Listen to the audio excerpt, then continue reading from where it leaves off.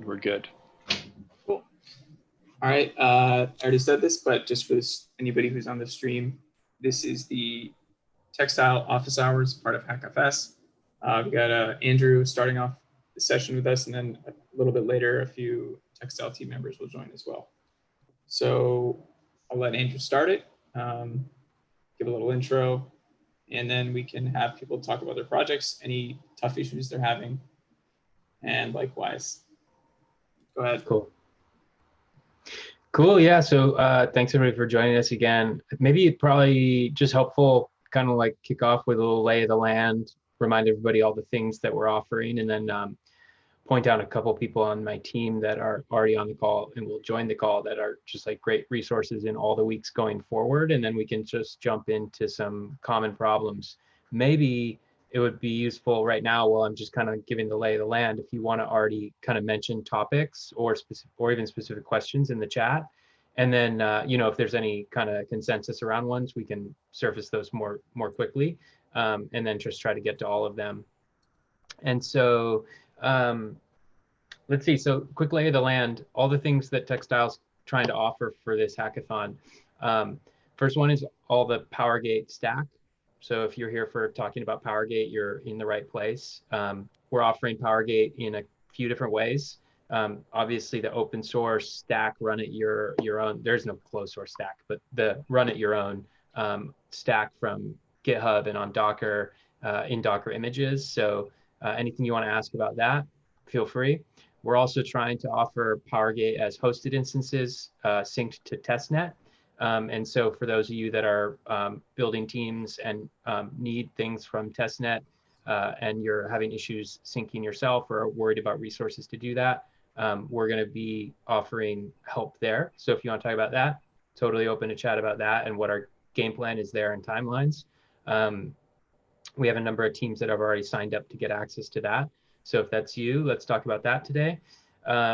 We also are, so then on the Textile side of things, we have threads and buckets, which we gave a workshop on 2 days ago.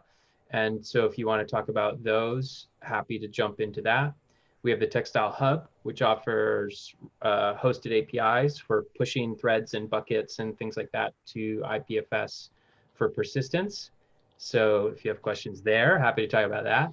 And then that brings me to the last kind of piece of the offering, which is we have a future version of the hub that we're giving everybody at HackFS access to early, which is purely experimental beta stage connected to a PowerGate. So you can push buckets to this experimental hub, do everything you would do on the normal hub, but also be able to store those buckets on Filecoin and get deal information about those buckets being stored, and we'll add more features over time to that. So that kind of opens up everything. Just one note about the hosted PowerGate, we're in kind of the warm-up stage for that, getting a node connected to the testnet and testing everything out. It looks like everything's green lights this morning, so I'll be sending emails to people that signed up with details to help you get connected to that this weekend if you're going to be working.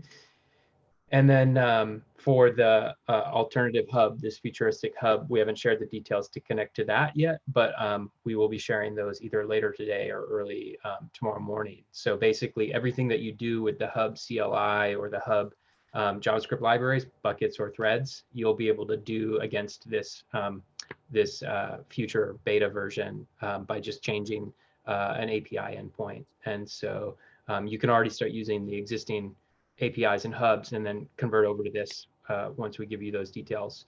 There's a bunch of strong warnings with that one, just because it is very beta and it is running on testnet that don't do anything that you need for production. Don't store any sensitive data, important data, data that's not yours, data that's illegal.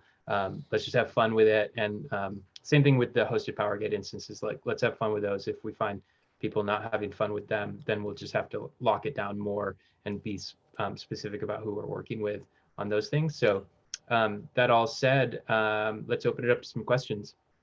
I see one already from you from Karate about design patterns. Oh, and then I see one about is allowed to talk. Totally allowed to talk. This is in a presentation mode. I was just kind of giving lay of the land so we all knew where we could jump in. But about the design patterns, do you want to say something more about that? Karate?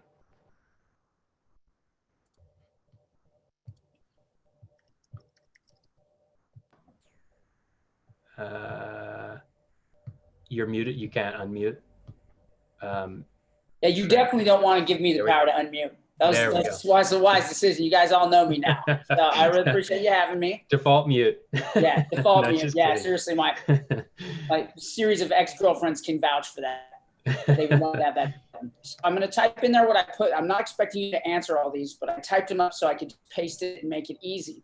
But I have workflows, user workflows for the app. And I'm also happy to contribute to your docs if you want me to write a blog, if you guys, whatever, I'm happy to contribute. But these are the common things I'm running into. I made some questions around business continuity planning, how we're going to host this in the long run, not because, I love decentralization, right? But we're going to need to have aggregators. So we need to know how I'm backing this up and how I can support my users. So I'm sure when I deploy this app this platform I'm deploying, that I can support it.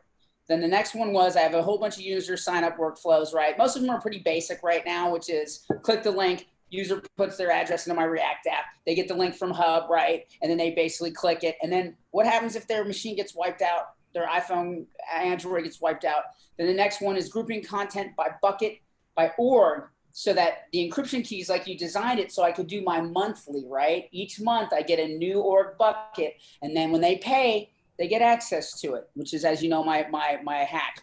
And then the final thing is smart contract Ethereum interaction. So I'm leaving this open for the next 4 weeks. Anytime anybody wants to talk to me about it, and I will be happy to write it up and publish it and make a pull request to your docs. Yeah, super. So I can kind of answer 2 of those pretty quickly, and then 2 of them are obviously like complicated and probably nuanced based on what you're imagining. So maybe we can just set up some time to chat through those like specifically, and then figure out your use case, because a lot of this stuff is just early testing. So it'll be based on like, what do you need? And then we can plan to build it too. So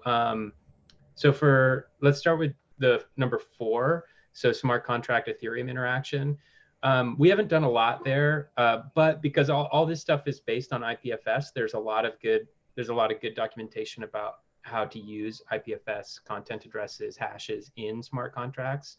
So anything that you do there should be compatible with the things that you're doing in Textile, especially like bucket IPNS addresses, I think are pretty interesting and useful there, so that you can point to dynamic data sets that are signed and have this address that you can reference in smart contracts. But you'll be kind of on the forefront there. So like, we'd love to know what you need there and like what's tricky, and we can try to build documentation around it, and then just share with other people how you're doing it, what solutions are. I know a ton of stuff is possible there, but yeah, you'll be kind of on the frontier. So then number 2, user signups and workflows. Yeah, that one's really interesting. So we have a lot of our documentation we built around, just the on-demand key pair, public-private key pair that you create in the browser and your user can have, and then you hit the APIs with those identities. That's just because we're really identity agnostic. We haven't tried to solve any identity things at Textile specifically. We say like, whatever your app is using for an identity should just be able to use that against the APIs. And so we have some basic examples of how to use, say, identities in like a 3-box profile. We're talking right now about trying to get a MetaMask. Basically, you could let somebody use their MetaMask public key. And you like that one? Okay, cool. So there's just one little hang up there, I think, about basically our TypeScript types make it tricky, I think, but we'll try to solve that pretty quickly.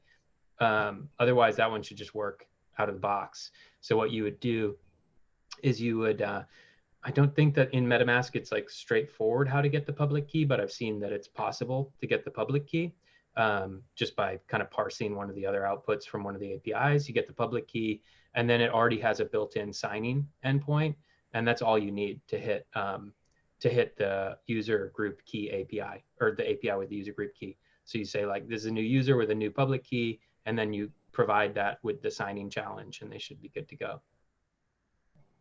are you unmuted? No, we need karate back. I We'll get that muted fixed. again. I muted Sorry. again because I talked to myself, and I didn't want you guys hearing me saying yeah and like stuff like that. But like, so do you guys work with ethers? I saw your library? Does it work with ethers? So I could use ethers in my React app to pull the address from the person's browsers. Does your library work with that? Yeah, I started working on an example to do that like just 2 days ago, and that's where I learned about this type mismatch. And so I think I opened a ticket on our one of our JS repos to fix it. So we'll look into doing that pretty quickly, like, you know, before the end of this hackathon for sure. We're gonna have a example of that, but hopefully pretty quickly of how to do that. So just stay tuned, and I'll share it in our Slack channel for sure once we have a MetaMask example up there.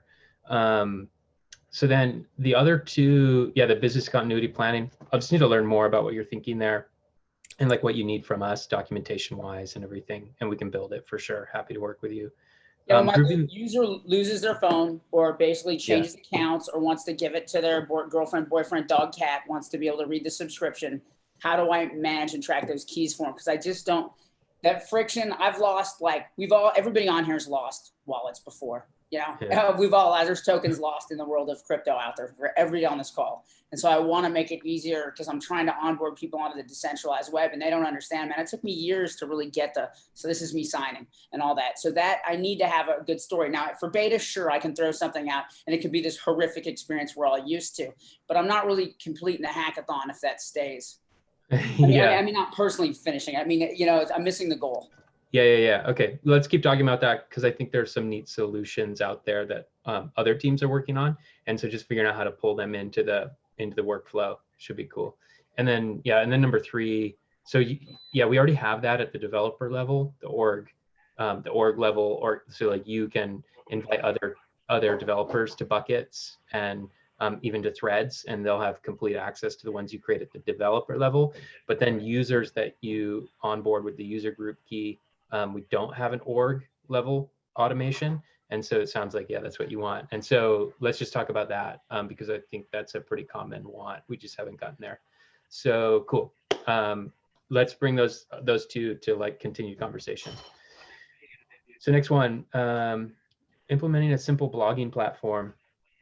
Yeah, so this one's just an app architecture question, and I don't have a good answer for you about. I haven't architected blogs and posts and likes and follows with threads or actually any technology before. I think it should all be possible, but one thing that we could do there is, like, if you have a sense of what that architecture already looks like in your head without threads, without IPFS, like what are the connections and what are the kind of models that you need? We could easily kind of work through that and say like what would be possible and what we could move to threads or buckets or other, like just pure IPFS or pure libp2p to make that possible. But it's hard because it's a pretty, I mean, a content management system with a kind of social network on top that has likes and follows and personal feeds and things. It's pretty complicated. So any more information you can give us there, happy to like dig in and help. Anything else to say about that one? I can't. Can I add to this? Alex, yeah, you're on. Yeah, so I was muted. So I implemented sort of social network protocol on Substrate blockchain, and I store content on IPFS, but all the structures on blockchain and the linkage on blockchain. So authorship, who created what blog, and where the post was posted, and here's the comment for this post, and here's a list of opposed notes for this post. Everything is on chain, and I'm thinking about improving performance by maybe not linking posts and comments and likes on chain, but just having the blog just like registered on chain and who owns it and permissions, and then just everything is off chain until we have the need to save it on chain. So the question is how to recreate the same structure but in ThreadsDB. So we need a way to follow the blogs, and we need to link post to a blog. So Yeah. that should be link from post to blog and optionally to another parent post. So in this way, we will get 3 like structure of comments, and then likes should be linked to posts, and shares should be linked to post and to blog. So, okay, I have an idea for you, at least to get started. The likes and the shares, those kind of like that derivative model, that's trickier. But as sort of like the first step, I could actually build that with buckets easier if I were you. So what I would do is something more like in the on-chain piece, I would point to the IPNS address of the blog, and that IPNS address could be the IPNS address of a bucket, which is living in a thread. And so then the author of that blog can push new posts to that bucket, and it will update automatically people who resolve that IPNS address. So I did an example of this. You could do it in threads as well, but you don't have to. You could just do pure buckets. And so I did an example that has a data model kind of along the lines of what you could do. And it's in our docs. It's this photo gallery example. And in order to give a user a kind of nice photo gallery publishing experience, they actually just write a JSON file to the root of their bucket that keeps an index of all the photos that they upload to the gallery. And so they have control of new photos they're adding to the bucket, but then they can publish the IPNS address of the bucket, and the HTML page can just look at that index and selectively load photos. So you could imagine an alternative way where the blog, they just keep an index of their blog posts in the same bucket they're putting the content of each blog post. Maybe that's just markdown or whatever. And then when somebody goes to look at it at the IPNS address, the HTML can render based on that index, so that that HTML file could grab, the time ordered ones. I mean, you could be building when the author is writing a new blog post, they could be updating search indexes and all those sorts of like common, you see in Jekyll and Gatsby and Hugo, kind of generate the content, put it in the bucket, update that index, and then people can go look at it. And since buckets are user already authored by the user and owned by the user, they could just be, that could be the verification step itself. So that could be a really interesting thing to look into. If you go pure threads, you'd kind of be doing similar things, but you wouldn't get some of the nice like automated gateway rendering and things by having the buckets, which are fundamentally the like Unix FS folder structure. Can I ask an additional question to this? If we're thinking about lists, so like with follows and with likes, they need similar structure. So there should be a map where the blog is a key and there is a list of followers, and then post has another map. Post ID is a key, and there is a list of uploads, and then the same for download. So upload download could be the same thing, but just true false. So what is the best way to handle this?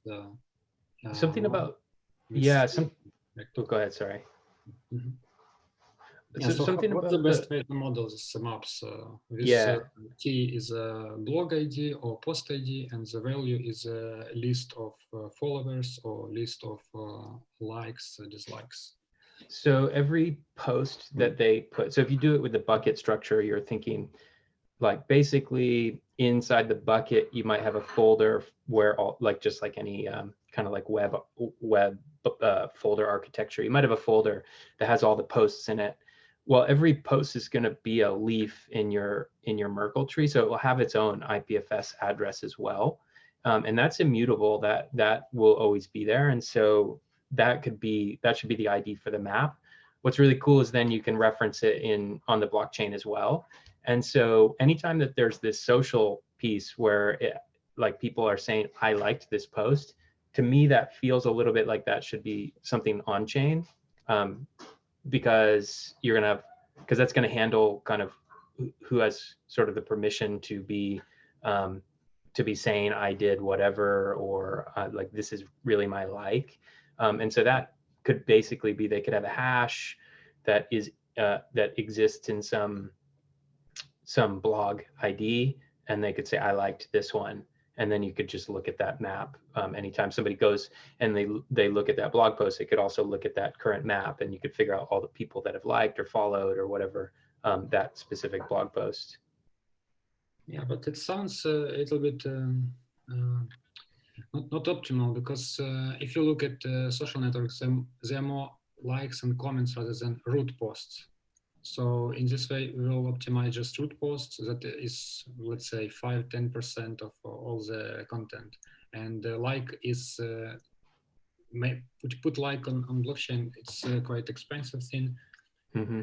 And I was hoping to make it less expensive by putting it to IPFS. And I was thinking, is it possible to think in this way? Like, there is every person a bucket or something, and then he collects what he liked, what he disliked, and then through some sort of hub or whatever, I still don't know, some third party just aggregates all the likes from all the users that this service can find for this post.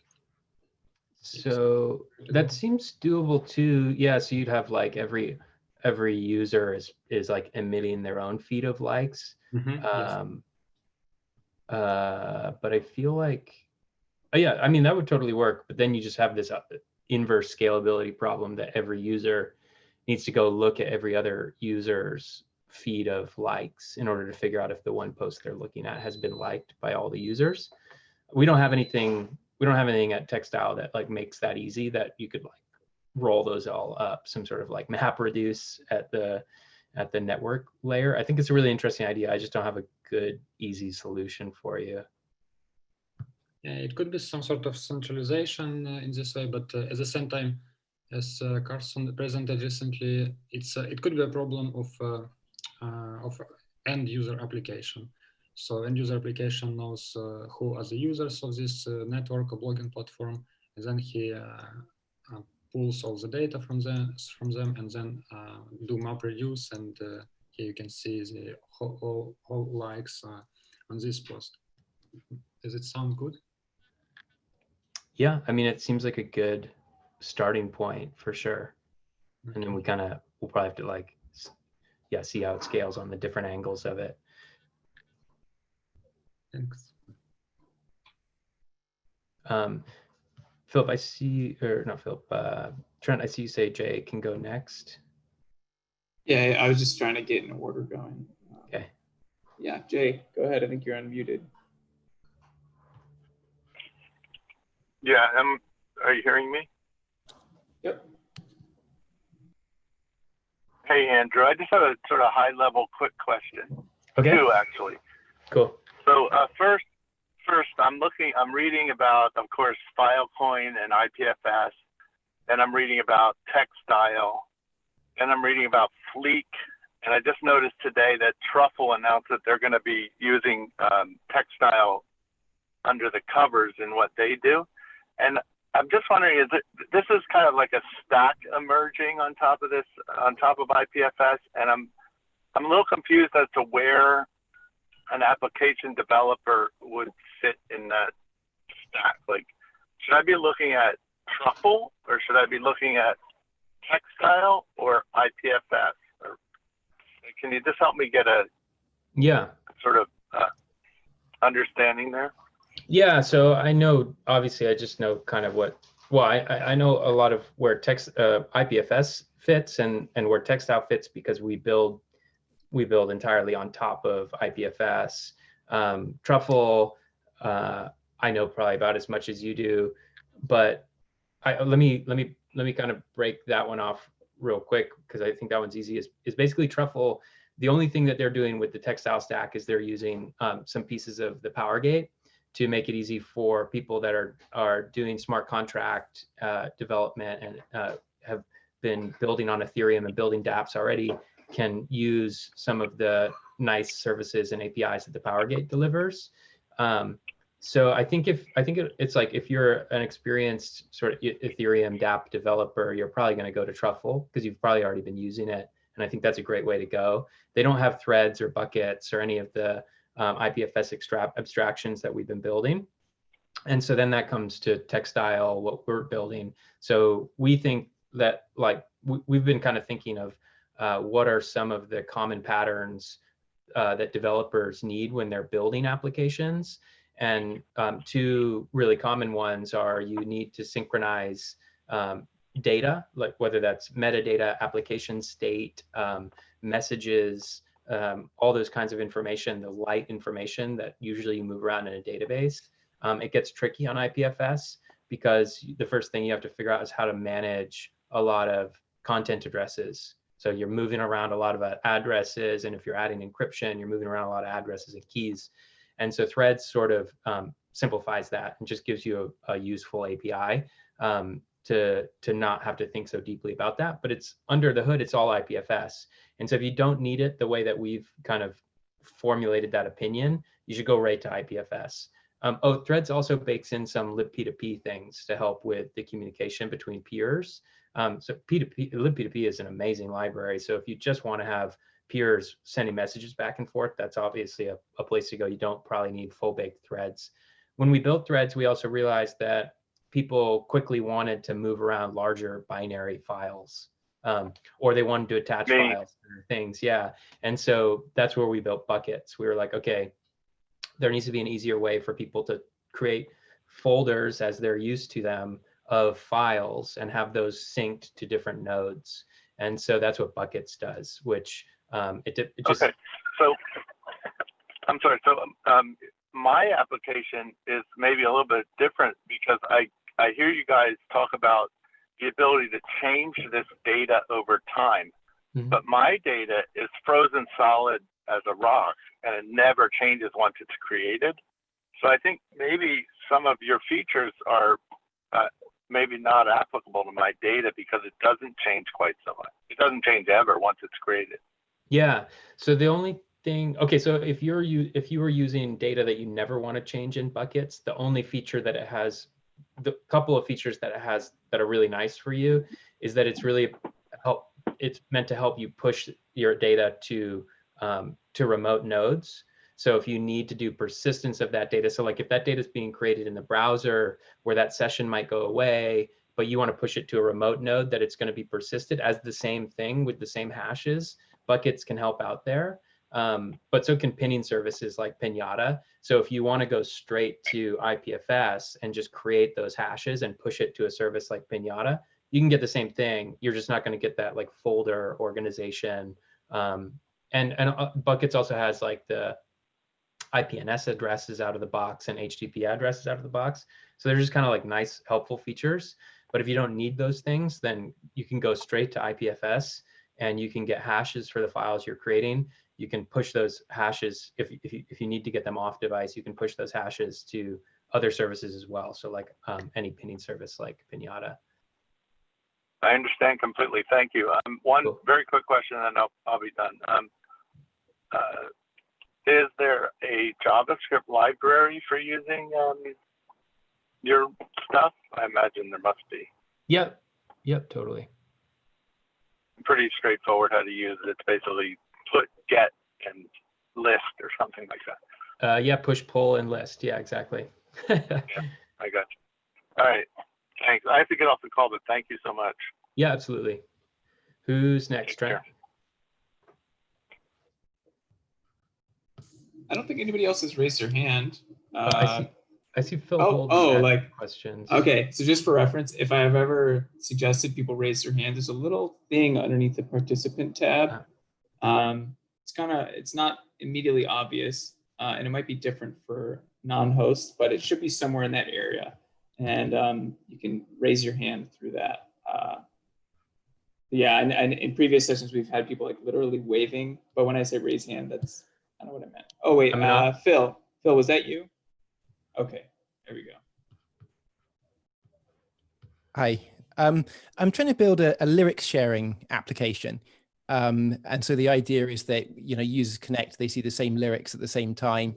You'd have a controller. There's essentially three sort of different apps.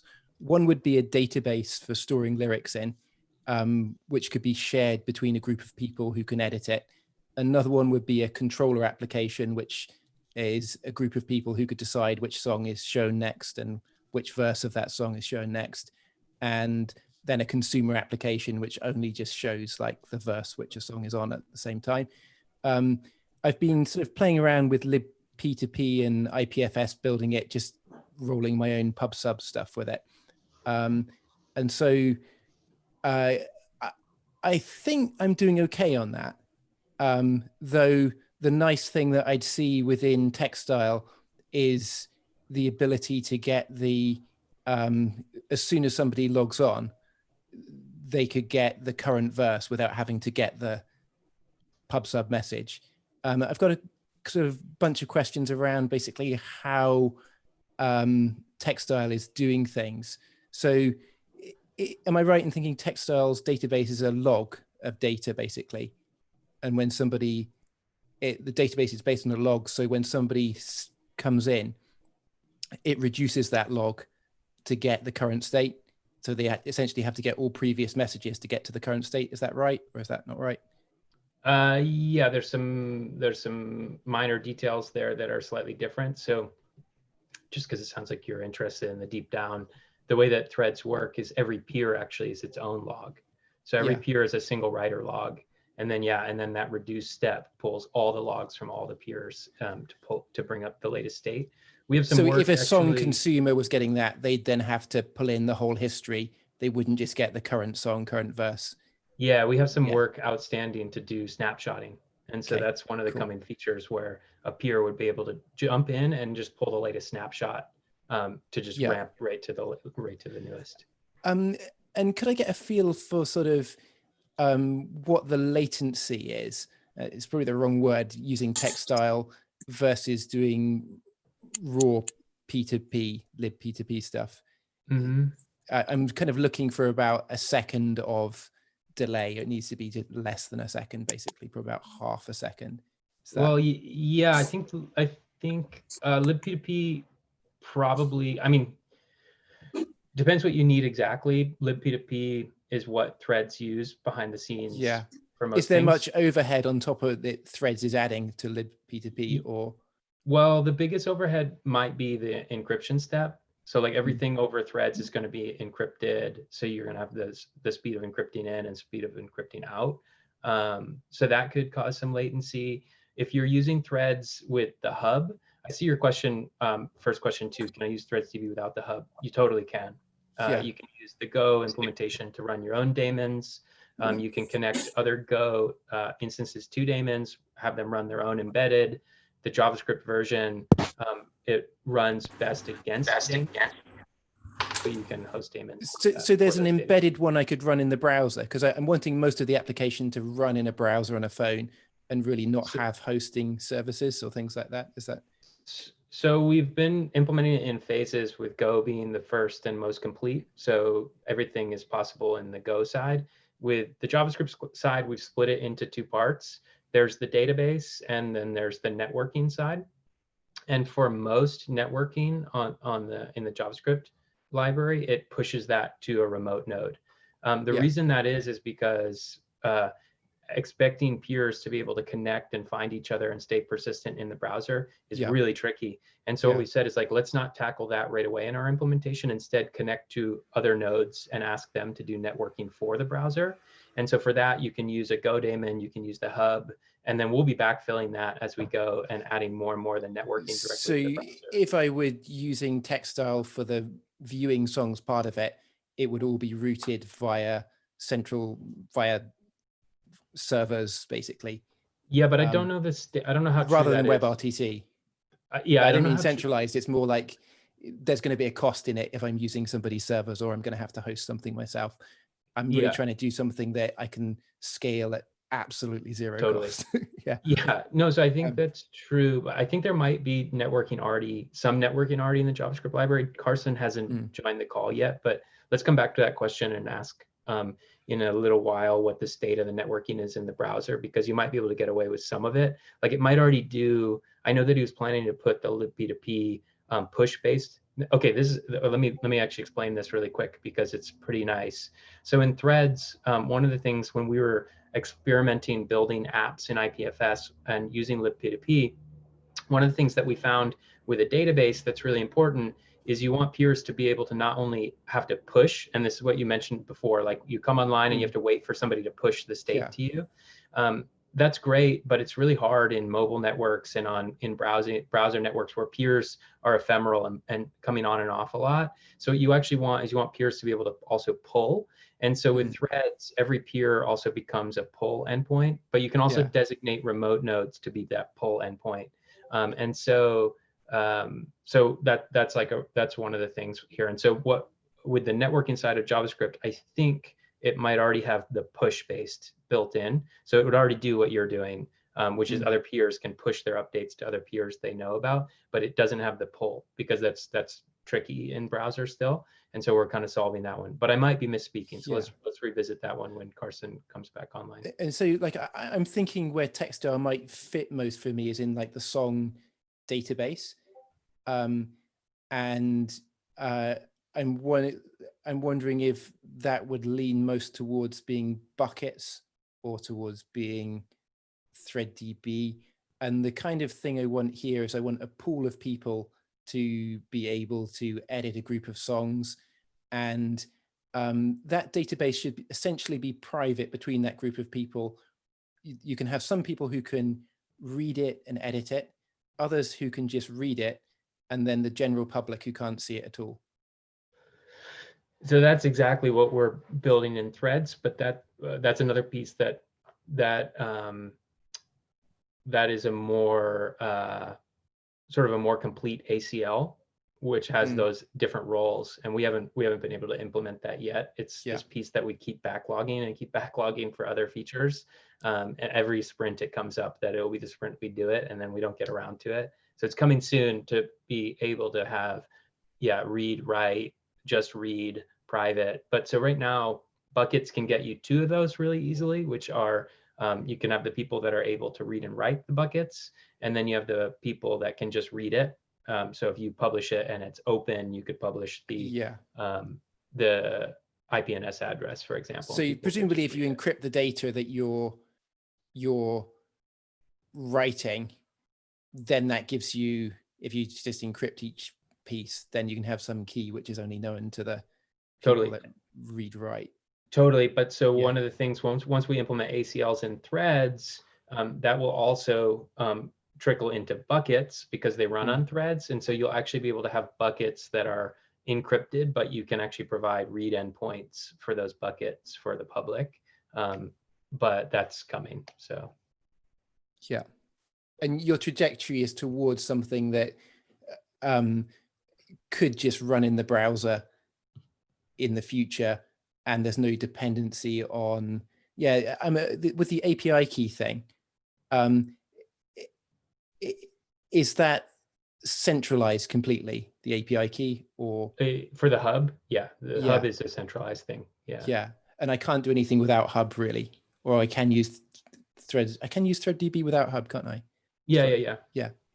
So our goal is to make all of this, this is probably just useful to restate for the people here. Like our goal is to make all this very open, very interoperable, very run it yourself.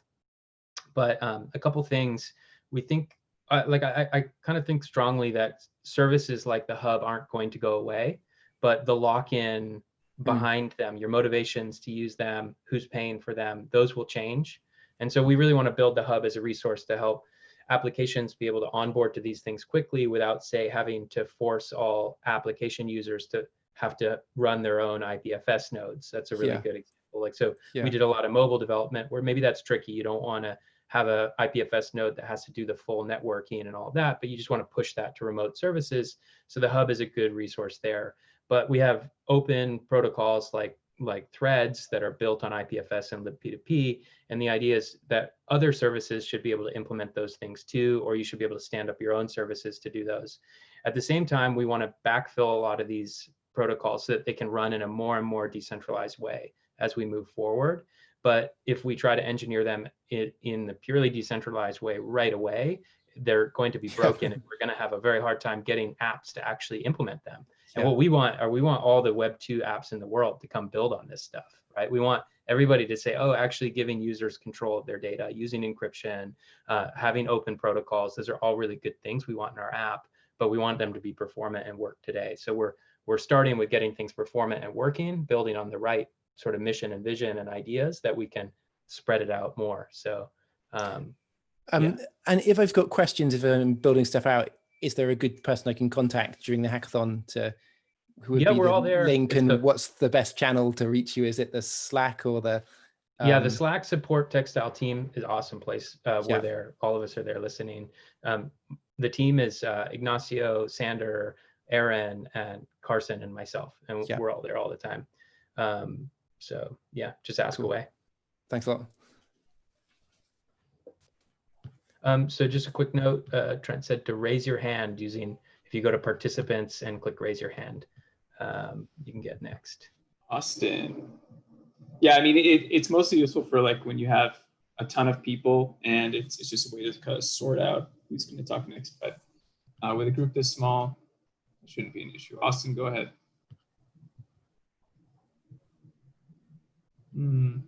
Looks like you're unmuted, but we still can't hear you. It might be a permissions thing for audio. Good? Better? There you go. Okay. Yeah, I wrote up a big part, but I think most of it was answered there.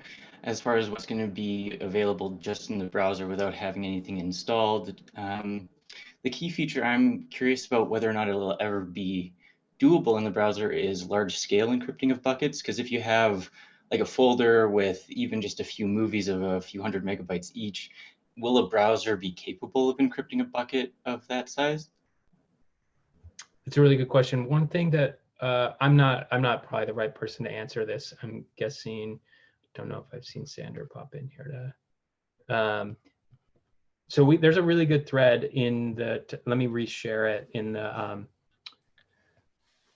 Well, actually, just ask your question in the sponsor channel, and I'm sure Sander will jump in and get you some thoughts there. We were talking about that recently, like how you would, but not browser specific, but how you would handle, say, like large scale encryption of like a video. And one thing that we want to do is add like streaming bucket support.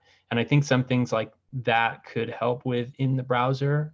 You'd just be having to encrypt smaller chunks of it at a time. But I'm not sure. I'm just not the expert to answer that one.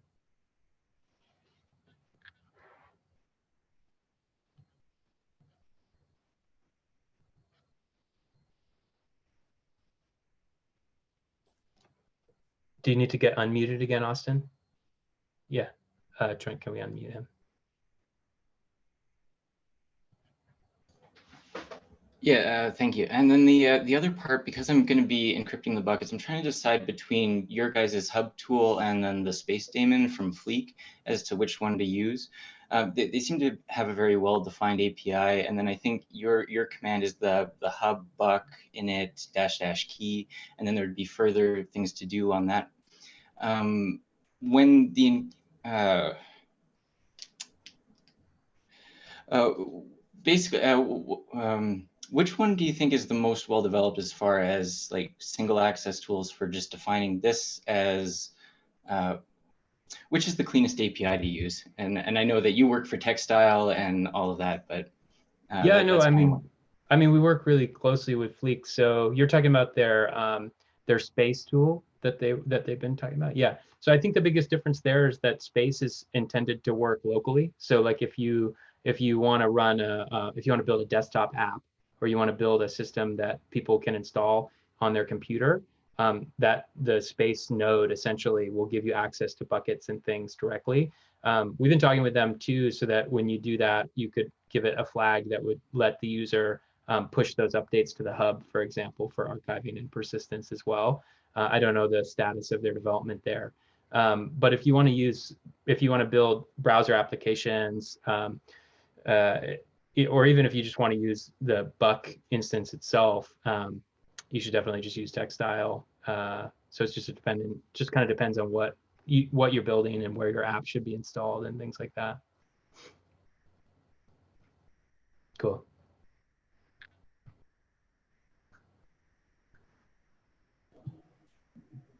Anybody else? can also just have open discussion. It doesn't have to be a specific technical question.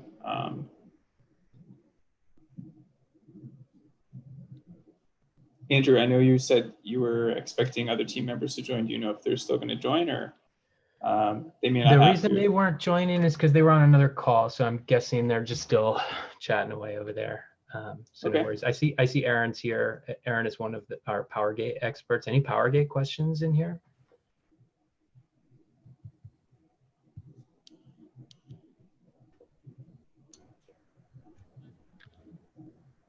Anybody Yeah, go want to ahead, share? Austin. Austin, you should be good.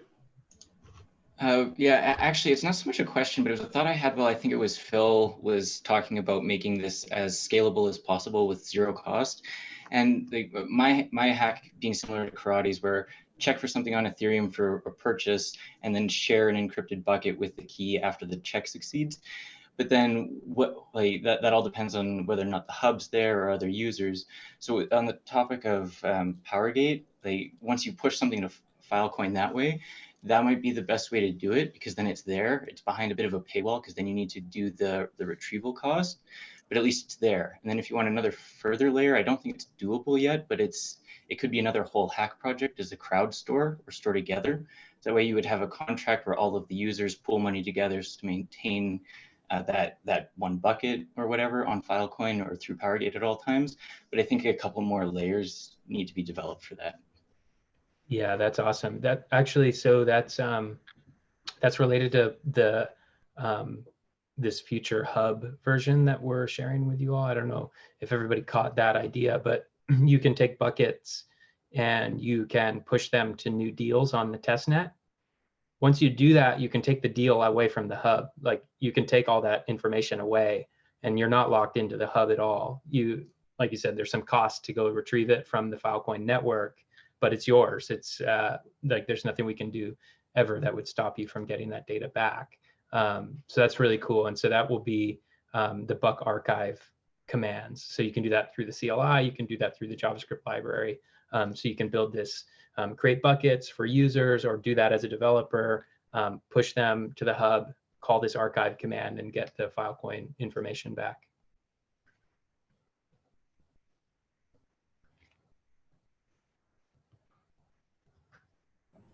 I see a question here from Karate. Are you going to offer hosted PowerGate as a service long-term? We're not sure yet. We are definitely doing it in the near term. So throughout the rest of testnet, we're going to be spinning up PowerGate instances for teams and offering help. The idea there is to work with you all that are part of the hackathon, as well as teams that have received grants from Filecoin already that sort of have the momentum and will to actually build interesting things on PowerGate. And we just want to help get more people onboarded to the ecosystem and try things out.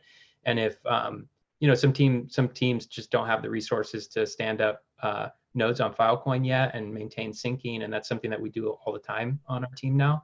And so we're going to offer hosted PowerGate just to help those teams get APIs and start building faster. But long-term plans, we're not sure yet. We'll probably use that as a test to see how well it goes and see what kind of demand it drives, and see what's there. Ooh, and I see Carson. Hi, everybody. Double booked myself this morning, but here to help. Carson, I already have a question for you. It was from before, because I wasn't sure the current state of networking in JavaScript threads.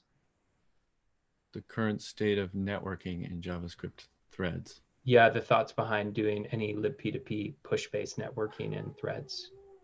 Yeah, we really want to get to that. There's a couple of things that have to happen in order to do that. And I think what we're going to do is roll out a sort of like staged upgrade of that.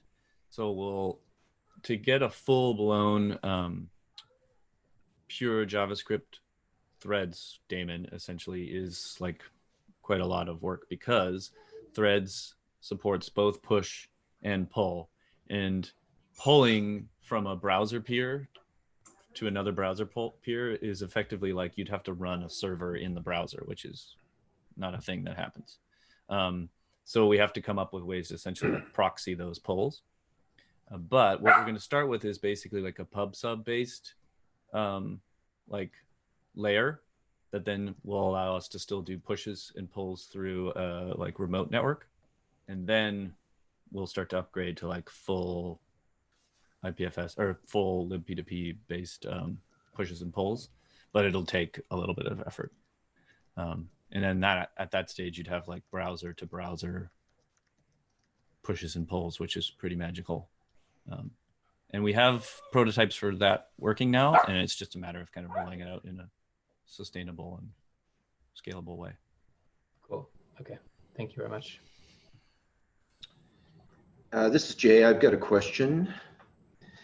So our team is running PowerGate, excuse me, in AWS, and we're also running Hub in AWS. And I've got Hub running on a Raspberry Pi. And I'm trying to get PowerGate running on a Raspberry Pi, and I'm having some trouble with probably the Go path, but I'm not up to speed enough on Go path to really troubleshoot it at this point without probably some time.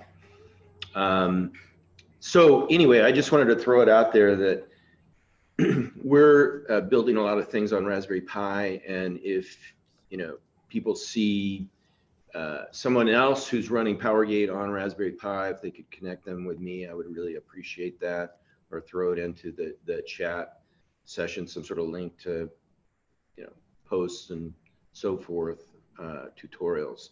That would be most helpful. So yep, that's awesome. That's magical. That's crazy.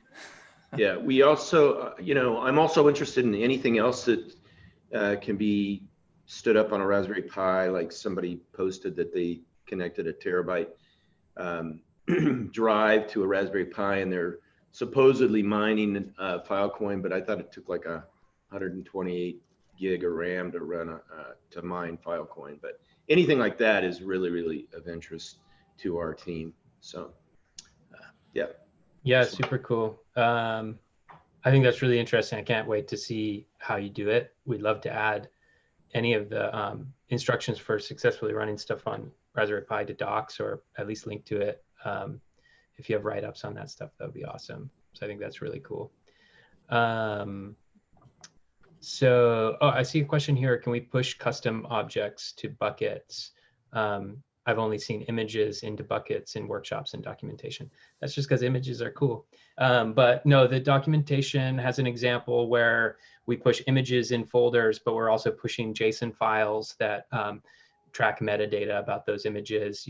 It can push anything. It's they're just Unix FS file structure, folder structures.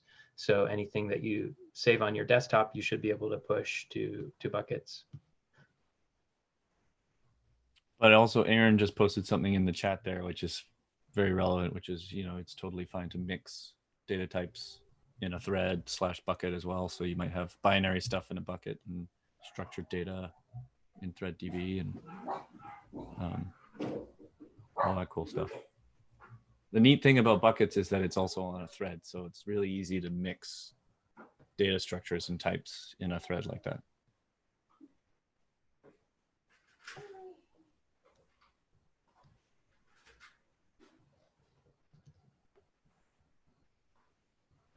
Thanks, Karate. Nice seeing you as always. Keep hacking. Oh, that was just goodbye to him. We don't have to leave. He said goodbye on the chat. Any more? I see Alex is raising a hand. Yes, so I was thinking about this post, and as you said, we can use seed of a post file for post body as identifier, but I think it's not optimal because then we cannot have updates. And if you need to change a char, then everything will broke. So what if we have a folder per each post, and there could be something like body and images, arbitrary number of images. And yep. Just a quick clarification there already.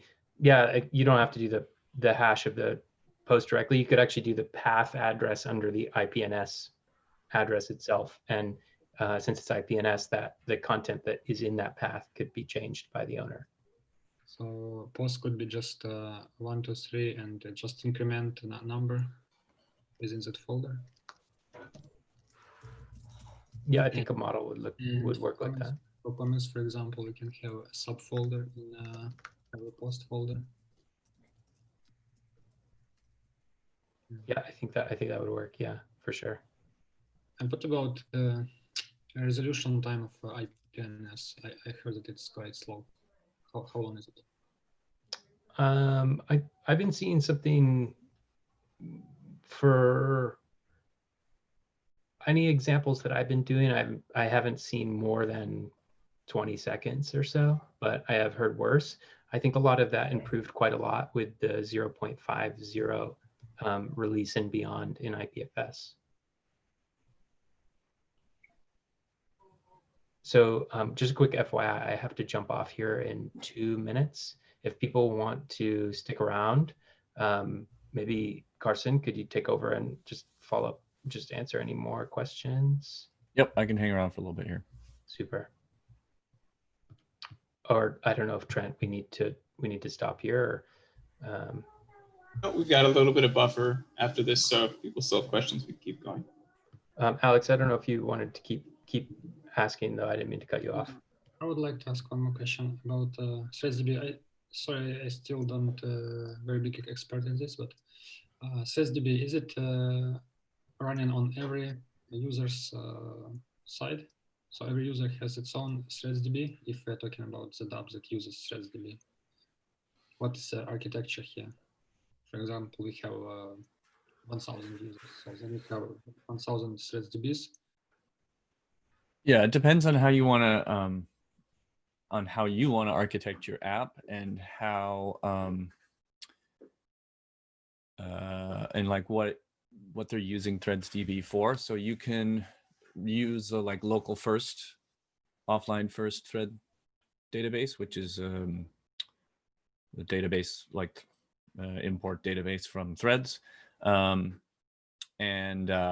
effectively what they have is like a local database that's like in their browser cache, or if it's a Node app, it's, you know, on disk, and any reads and writes are happening local first and then flushed to the network. And so in that case, you basically have like n replicas of that database, and that's how that would work. Alternatively, you could use like the hub, Textile hub, to create a developer account, and then in that situation, instead of having like n replicas, you basically have like one replica on the hub, scoped to different users. So it really depends on sort of what you're using it for and how you're using it. And the hub is designed to be pretty flexible. So you could have like n databases scoped to each, like one database per user effectively, or it also supports like a multi-writer scenario, or sorry, like multi-tenant scenario, so single writer, multi-users. In that situation, you might, you know, that might be an app where you've got like public comments. So you'd have a single database with a comment collection, and you might have multiple users, but they're all effectively being written, they're proxying their writes through like a single developer user. So it really depends. It's designed to be pretty flexible and to match like actual database use patterns that different developers have. So the answer is it depends, which is an annoying answer, I know, but you know, it depends on how you want to structure your application. One of the coolest things I think about decentralized tech is when you start to get the like n replicas scenarios, which is pretty powerful, but it depends what's realistic for your app. Are there issues with concurrency if we're using this central bucket of SysDB and people are starting to write comments? You can run into, well, so we do have support for like different types of conflict resolution. If you're using the hub, we have like a default codec that is used to manage like concurrent writes, and it uses basically like an arbitrary but deterministic ordering for updates.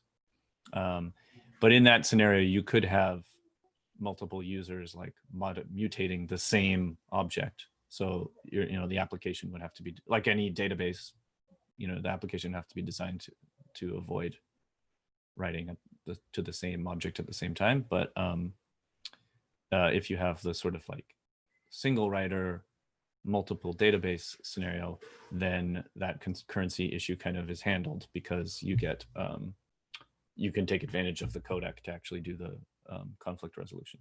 So again, if you use a centralized database, you're using a centralized database, and so you've got to deal with that.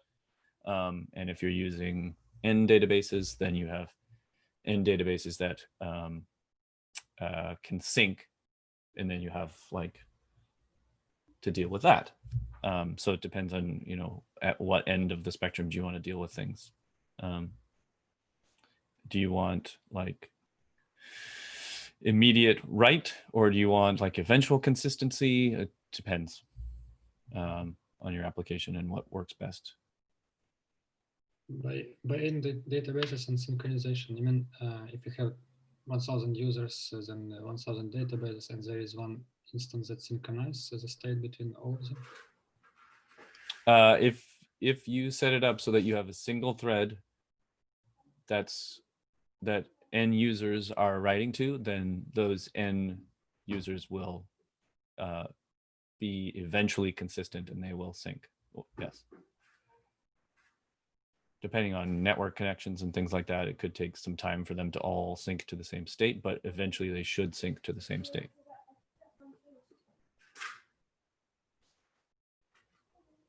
Is there an example of how to, for example, every user has its own database and she modifies something in it, and is there an example on how to send notification to some arbitrary service that I modified on my side this, and please pull this data and aggregate it on your side? I mean, in order to implement something like MapReduce service for every user.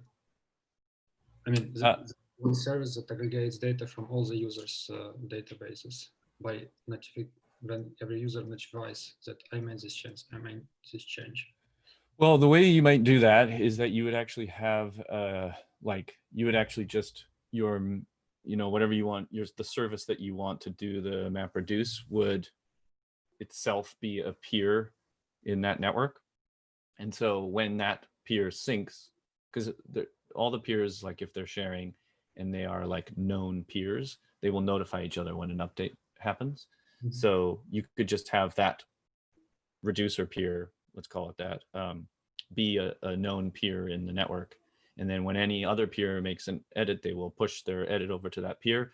And then we have some like notification APIs, so that as soon as an update from the network layer is detected, is pushed, then you could kick off that MapReduce step on that particular peer. And you can also set it up so that that peer basically also polls, so that if you don't want to rely on pushes, you can also poll from known peers. So, like a common scenario for that would be like you might have like a set of peers that are all writing, environmental data to a given thread. And then you have one peer that's actually responsible for like aggregating those results. That peer would be an additional peer in that network. And then on every update, that peer may kick off some particular job. And that could be MapReduce step or something like that. But just to be clear, all the peers are synchronizing the full database state. So like queries and things like that are not fully distributed. The queries are based on what the peer knows about. So you're saying if, for example, every user has, let's say, 1 gigabyte of data on each side, then this MapReduce will synchronize all these gigabytes, even if 1 byte changed?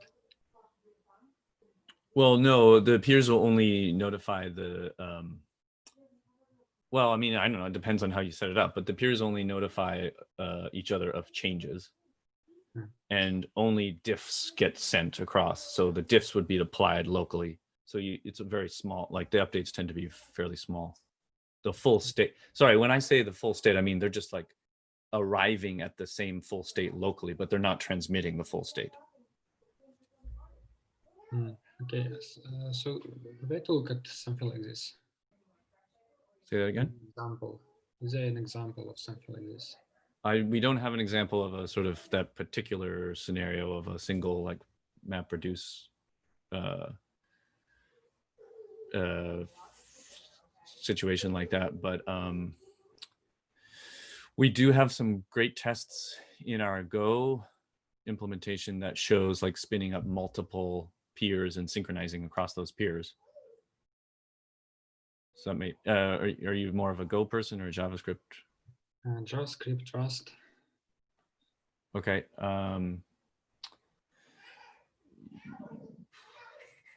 Yeah, I mean, we don't have a specific canned example of something like that, but probably for like spinning a test of like n peers synchronizing the Go example. I can point you to the Go examples. So not possible in JavaScript yet, or there is just no? Well, it is possible. I just don't have any examples of that. So it's possible. Yeah. Maybe you just point me to a set of methods or API endpoints, so then I can assemble it on my side. Yeah, I mean, so the best place to go there is just well,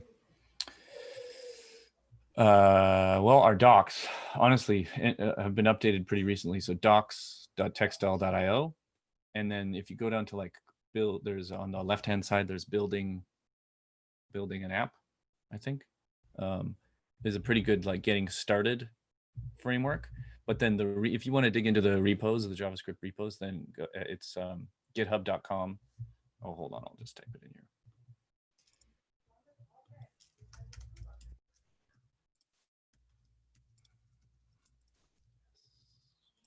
here. JS threads is the place to go. And just for reference, there's the Go threads one. So Go is always our reference implementation. And then JavaScript is ahead on some things and behind on some things, but in general, the reference implementation is Go, and the JavaScript implementation is the like nicer API. I mean, that's coming from someone who likes to write JavaScript. So. And do you have any plans on Flutter integration? We do get that question a fair bit. And the answer is we would love to, but we just don't really have the like human resources to devote any time to that right now. But if it's something that you're interested in, I would love to see a ticket or something like that in either Go or the JS threads repos. That would help us to prioritize that kind of work. So that's the real answer to that question. Yeah. And I want to highlight that if anyone else, I mean, I'm happy to keep taking Alex's questions here, but also if anyone else has questions, don't be shy. These are good questions. So.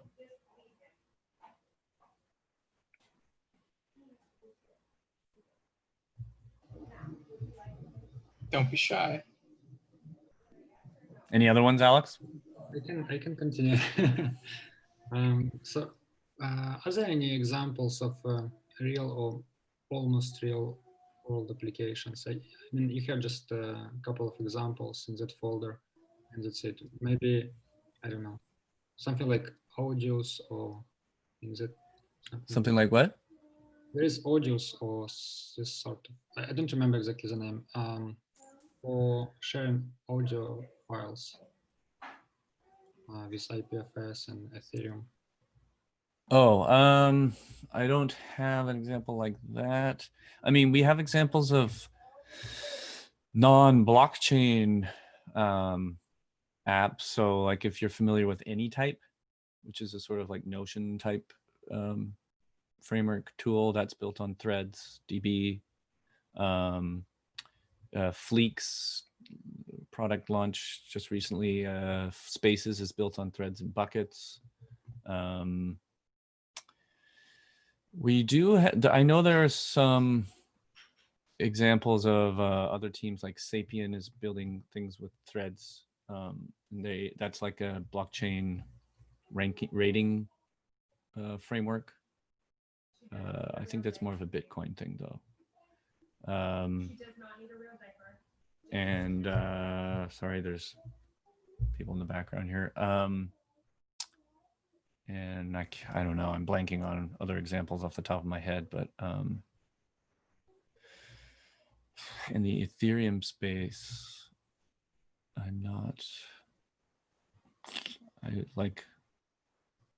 well, I'll try to come up with a list. We should have a list, but I'm just blanking right now off the top of my head.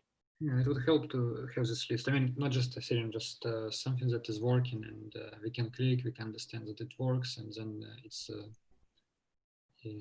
easier to see how it's implemented in sources. And right. Yeah. Yeah. I mean, the other one of our own products that is a useful one to look at is buckets, which is implemented on threads. So you could see like how we think you might want to architect an application. So that's github.com/textileio/textile. And that's our like hub buckets implementation. So that's an application that was built on top of threads.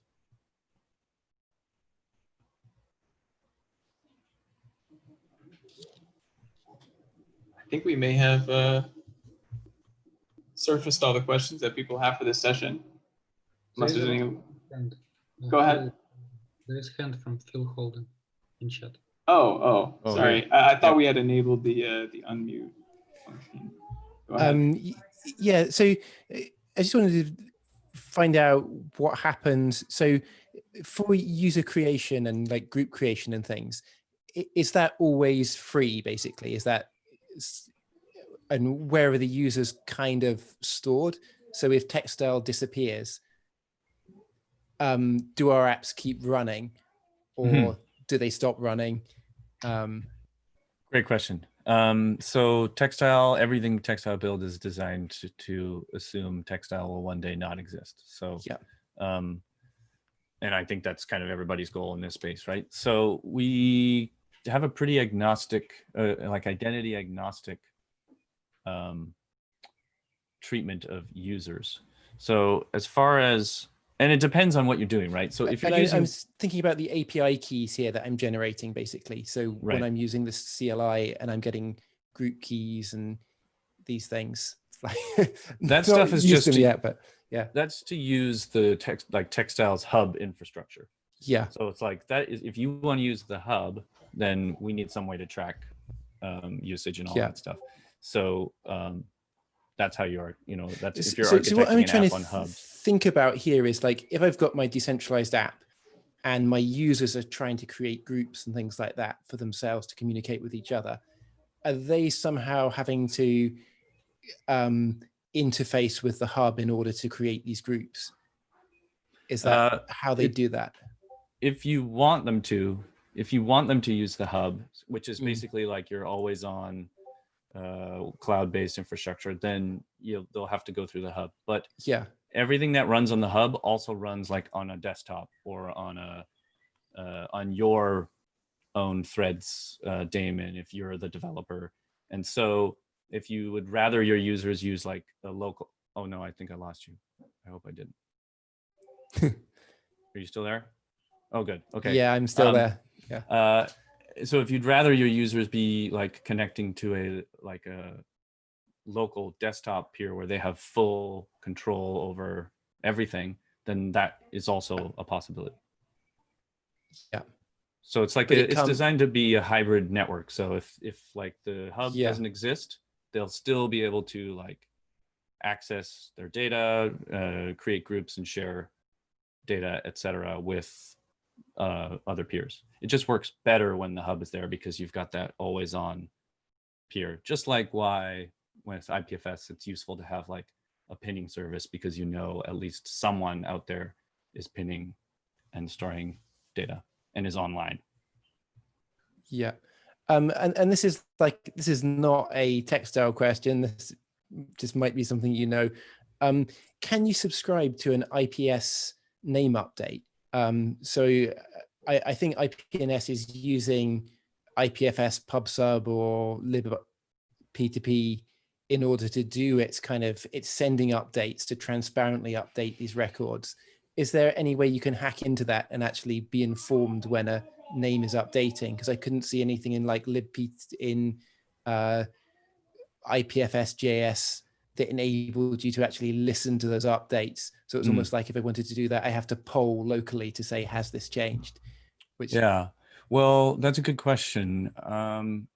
So IPNS recently added support for like propagation over PubSub, which means it's using PubSub, which means, but right now that's handled sort of like seamlessly. Like if you have the PubSub flag on, but since it is using PubSub, it must be like publishing on a particular topic. So by looking at the source code, we should be able to figure out what the structure of that topic is. And then you could subscribe to that topic over PubSub. And then yes, exactly. Cool.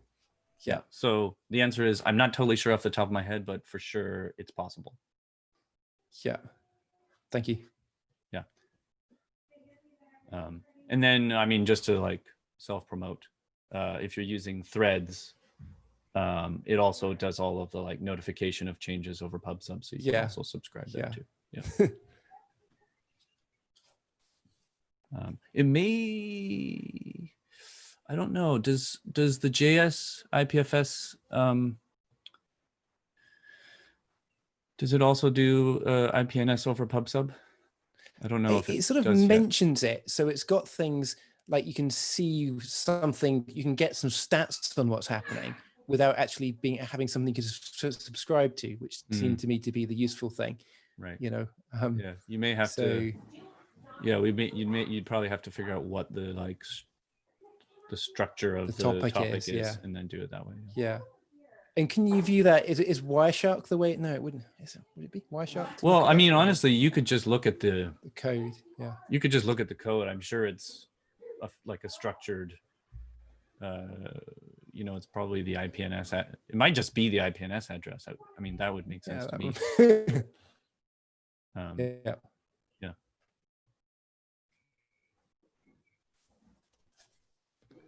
Thank you. No problem. Yep. My pleasure. Anybody else? All right. I'm going to make sure I'm not missing any other raised hands. I think they're all clear. This has been great. A lot of really good questions. Glad we were able to have Carson stick around for a little bit extra. Yeah. Oh, Phil, he's back. He's gone. He's clapping. Oh, he's clapping. Okay. Thanks. Kudos to the team. Thanks, everybody. We'll see you same bad time, same bad channel next week. Definitely. I think, right? Yep, I think that's the plan. Cool. All right. See everybody in Slack.